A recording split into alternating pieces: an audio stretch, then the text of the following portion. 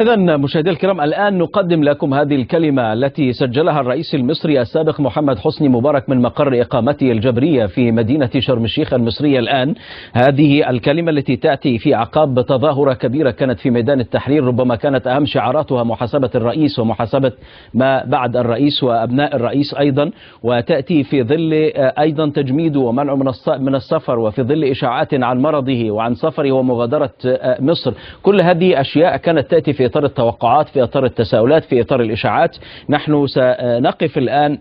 مع ما قاله الرئيس المصري السابق محمد حسني مبارك عن استعداده هو للتعاون مع النائب العام لإجراء أي تحقيقات يتطلبها الأمر بشأن الحديث عن ثروته أو ممتلكاته هو وأفراد عائلته في مصر أو في خارج مصر. بسم الله الرحمن الرحيم. الإخوة والأخوات أبناء شعب مصر، تألمت كثيرا ولا أزال مما أتعرض له أنا وأسرتي من حملات ظالمة وادعاءات باطلة تستهدف الإساءة إلى سمعتي والطعن في نزاهتي ومواقفي وتاريخي العسكري والسياسي الذي اجتهدت خلاله من أجل مصر وأبنائها حربا وسلاما. لقد أثرت التخلي عن منصبي كرئيس للجمهورية واضعا مصالح الوطن وأبنائه فوق كل اعتبار، واخترت الابتعاد عن الحياة السياسية متمنيا لمصر وشعبها الخير والتوفيق والنجاح خلال المرحلة المقبلة. إلا أنني وقد قضيت عمرا في خدمة الوطن بشرف وأمانة لا أملك أن ألتزم الصمت في مواجهة تواصل حملات الزيف والافتراء والتشهير واستمرار محاولات النيل من سمعتي ونزاهتي والطعن في سمعة ونزاهة أسرتي. ولقد انتظرت على مدار الأسابيع الماضية أن يصل إلى النائب العام المصري الحقيقة من كافة دول العالم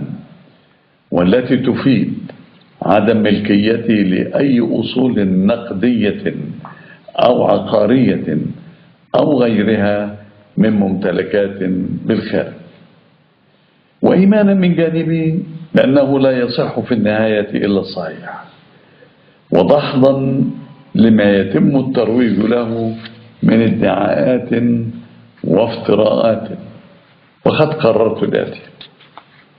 بناء على ما تقدمت به من إقرار الذمة المالية النهائي والبيان الذي أصدرته مؤكدا فيه عدم امتلاكي لأي حسابات أو أرصدة خارج جمهورية مصر العربية، فإنني أوافق على أن أتقدم بأي مكاتبات أو توقيعات تمكن النائب العام المصري بأن يطلب من وزارة الخارجية المصرية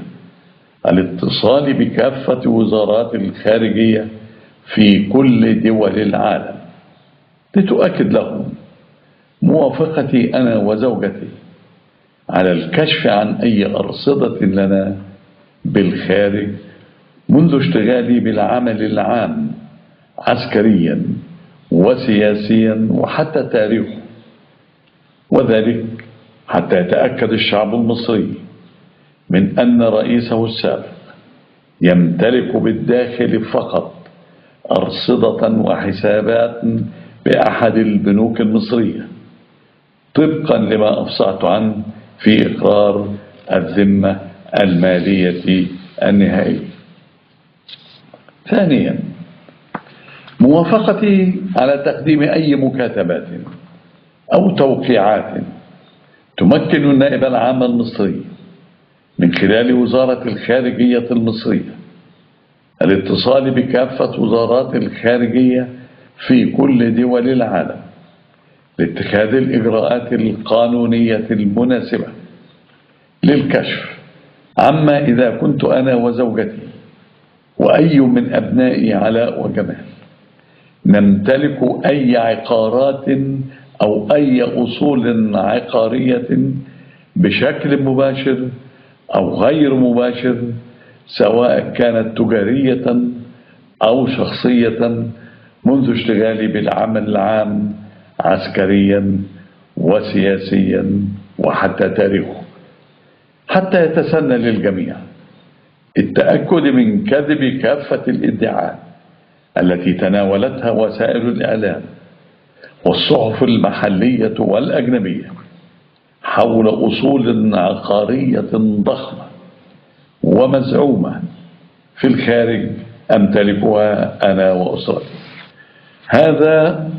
وسيتضح من الإجراءات المعمول بها أن عناصر ومصادر أرصدة وممتلكات أبنائي علاء وجمال، بعيدة عن شبهة استغلال النفوذ أو التربح بصورة غير مشروعة أو غير قانونية. وبناء عليه، وبعد انتهاء الجهات المعنية من هذا والتأكد من سلامته وصحته، فإنني أحتفظ بكافة حقوقي القانونية تجاه كل من تعمد النيل مني ومن سمعتي ومن سمعة أسرتي بالداخل والخارج. الإخوة والأخوات، ستظل مصر دائما لنا جميعا هي الهدف والرجاء. وفق الله مصر وشعبها وسدد على طريق الخير خطى أبنائها. والسلام عليكم ورحمة الله وبركاته.